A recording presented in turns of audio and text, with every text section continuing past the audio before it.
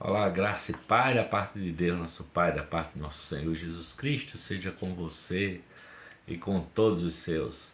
Hoje estamos aqui para refletir com Talmidim de René, o passo a passo de Jesus.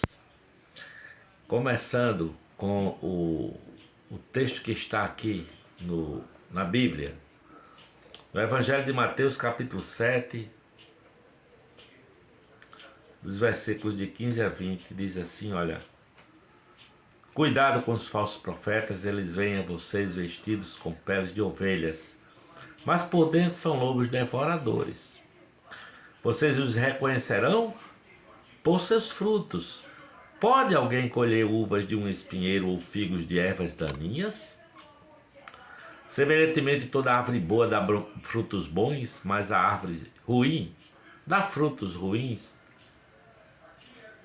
A árvore boa não pode dar frutos ruins, nem a árvore ruim pode dar frutos bons. Toda árvore que não produz bons frutos é cortada e lançada no fogo. Assim, pelos seus frutos vocês os reconhecerão. Fico intrigado com a frequência com que gente sincera, numa busca espiritual verdadeira, se torna vítima de falsos profetas, sabe? Os falsos profetas, a comparação original de Jesus é com Roma. Ela é a loba e seus filhos, os falsos profetas, ocupados apenas em devorar as ovelhas e não em servi-las ou cuidar delas, né? Roma ainda existe, seus falsos profetas se multiplicaram pelo mundo. É triste notar que ainda hoje a ingenuidade de muitas pessoas faz delas presas fáceis para os falsos profetas. O veneno mata. Não importa se quem tomou o veneno estava enganado, era ignorante ou ingênuo.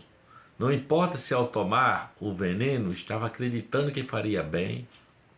O fato é que se alguém tomar veneno, a probabilidade quase inevitável é que morra, não é?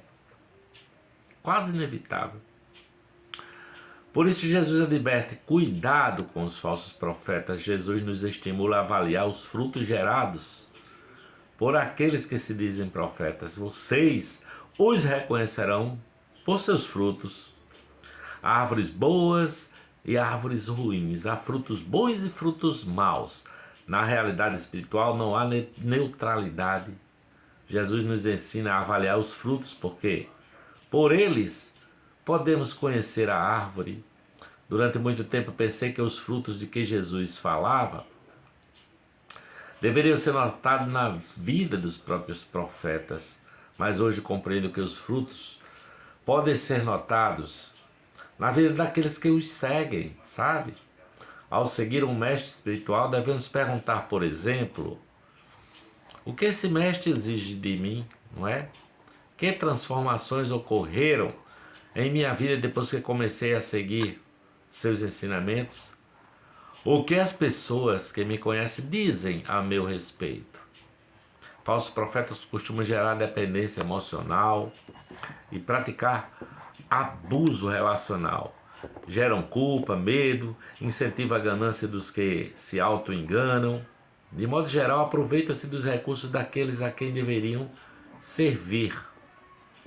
Infantilizam, amedrontam e tornam seus seguidores cronicamente inseguros e acriticamente acorrentados a um caminho de morte. Não é preciso conhecer a fundo os lobos em pele de ovelhas.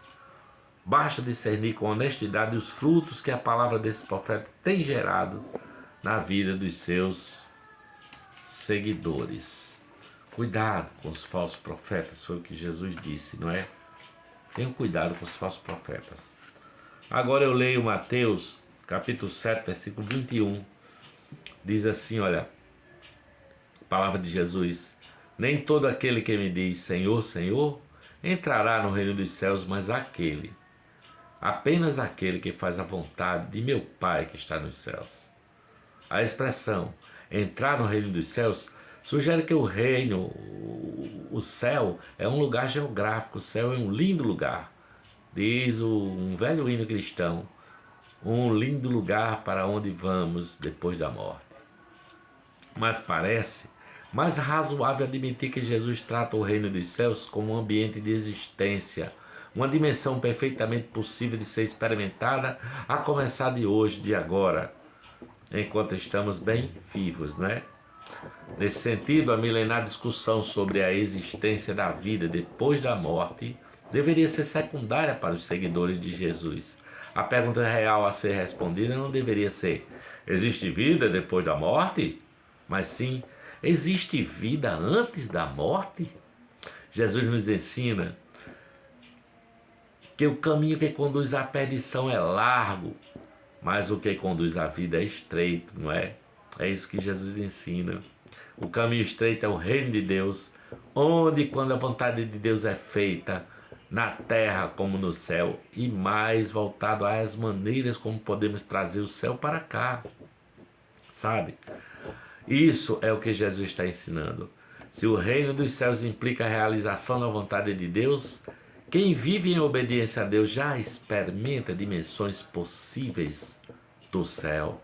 O grande desafio da espiritualidade de Jesus consiste em reverter o impulso que nos empurra para o mal, conter a vontade quase irresistível de nos entregarmos ao que julgamos ser melhor, seguindo nossos próprios critérios e conveniências.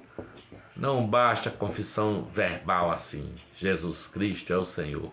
É imperativo que a vontade do Senhor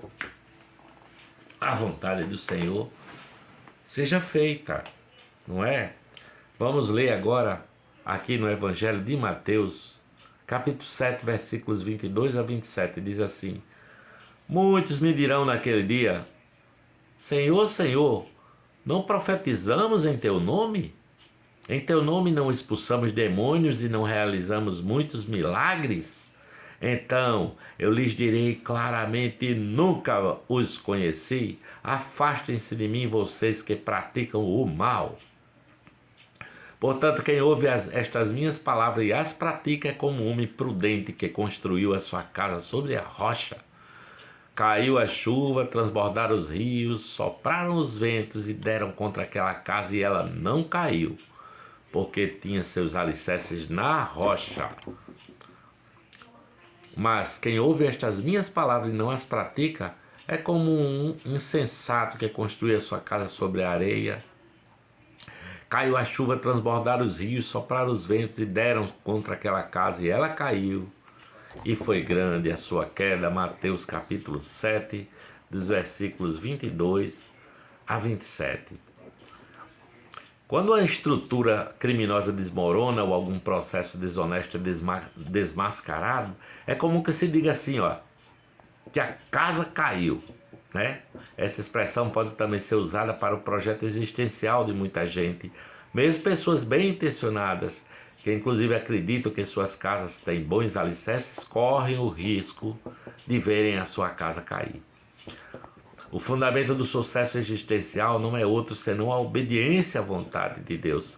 Jesus denuncia que a experiência religiosa, a performance milagrosa, a participação das liturgias, a prática de exorcismos, os vaticínios proféticos, pode ser apenas cortina de fumaça que esconde uma vida sem alicerce e um projeto existencial sem fundamentos. Pode sim.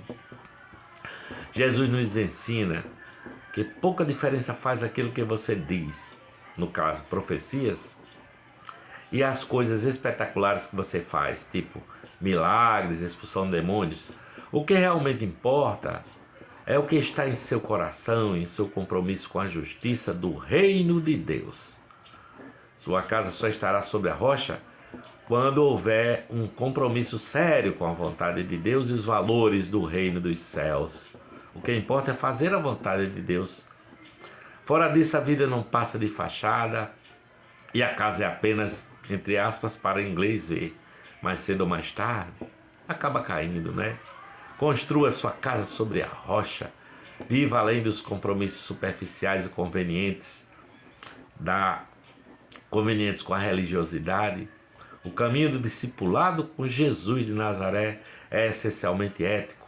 Um novo jeito de ser gente, um novo jeito de viver em sociedade, o reino de Deus, onde a vontade de Deus é feita na terra como no céu. É disso que Jesus está falando, sabe? Que você aprenda a andar no caminho de fazer a vontade do Pai. E a vontade do Pai é que vocês conheçam a Jesus Cristo, a Deus como o único Deus e a Jesus Cristo como o único Senhor e Salvador das nossas almas. Aquele que pagou o preço na cruz por nossos pecados para nos libertar e nos dar vida e vida abundante. E ele disse: eis que vou preparar lugar e voltarei outra vez para vós outros, para que onde eu estiver, estejais vós também. Sabe? Essa é a verdade do Evangelho de Jesus. Graça e paz da parte de Deus, nosso Pai, da parte do nosso Senhor, seja com você. Amém.